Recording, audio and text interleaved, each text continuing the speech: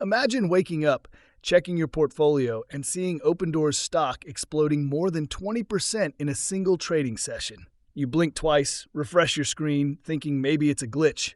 But no, it's real. The same stock that's been beaten down for months just made one of the strongest comebacks on the market. And now every trader and investor is asking the same question. Is this just a random bounce or the beginning of a massive turnaround? Stay right here, because by the end of this video, you'll know exactly why Opendoor is suddenly on everyone's radar again. Before we dive in, quick disclaimer. This video is for informational and educational purposes only. It's not financial advice. Always do your own research before making any investment decisions. All right, let's get into it. Opendoor had a monster day, up more than 21%, hitting lows around $6.69 and spiking all the way to $8.12. Even in after-hours trading, it kept the energy going, climbing another 2.8%, hovering right near $8.20. That kind of after-hours volume? That's not retail. That's institutional money moving in the background. Now, what's really driving this? Two big things, one from Goldman Sachs and one from Opendoor's leadership. Let's start with the filings that came out earlier today. Around midday, an SEC Form 13G dropped, and it revealed something massive. Goldman Sachs, one of the biggest names on Wall Street, quietly increased its position in Opendoor from about 4.9 million shares to 38.5 million. That's nearly an 8x jump in their holdings. And that's a big deal because when Goldman moves like that, they're not guessing. They're seeing something the market hasn't fully priced in yet. And honestly, I'd rather see Goldman increasing their stake than BlackRock.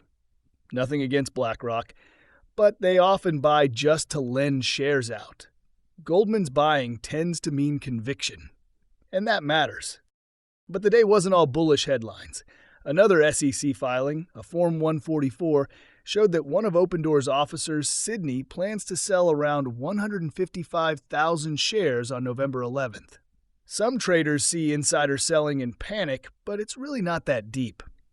Executives often sell through pre-scheduled trading plans called 10b5-1 plans, which are set up months in advance. It's how they get paid. Plus, insider trades are restricted during blackout periods, times when company insiders can't buy or sell until earnings are released. Once that window opens, you'll usually see a few filings like this appear. So it's standard practice, not a red flag. But the part that really got people talking was something from Opendoor's CEO, Carrie Kaz.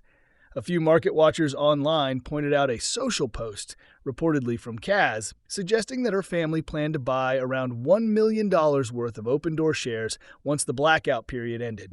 Now, this claim hasn't been officially verified by the SEC or Opendoor's investor relations, but if true, it's a huge show of confidence. And that's the key takeaway. Confidence. Whether or not that specific number turns out accurate, the tone from leadership has clearly shifted. Kaz has been vocal about focusing on the product, the customer experience, and long-term innovation rather than short-term stock moves. That's exactly what the market wants to see, a builder's mindset. It's the same kind of energy we saw with SoFi's CEO back when he personally bought shares in his own company to show commitment. Investors respond to that level of conviction. It's what separates talk from belief. Kaz even mentioned that she'll be talking about Opendoor's product more often than its stock because her focus is on building. And that's powerful. It's giving early Robinhood vibes, that same innovative, confident leadership that markets usually reward. Now let's talk about the elephant in the room, short interest. Even after the rally, short sellers aren't backing off. They've added roughly 1.36 million more shares to their short positions. That means around 161 million shares are short, about 22.5% of the float. That's a lot of pressure, and it can swing either way. If the price starts pushing higher, those shorts might be forced to cover, which could spark another leg up. It's the classic setup that can turn momentum into a squeeze. Technically speaking, $7.90 is your key pivot zone. If it holds that level, the next resistance sits around $9.20. Break that, and there's room toward the $10 range. If it slips under $7.90, expect some consolidation before another push. But stepping back, the bigger story isn't just price action, it's sentiment. Opendoor's been written off by a lot of people, but suddenly institutions are buying, leadership's showing conviction, and volume is climbing. That's how real reversals start, quietly and then all at once. Of course, the real estate market is still rough.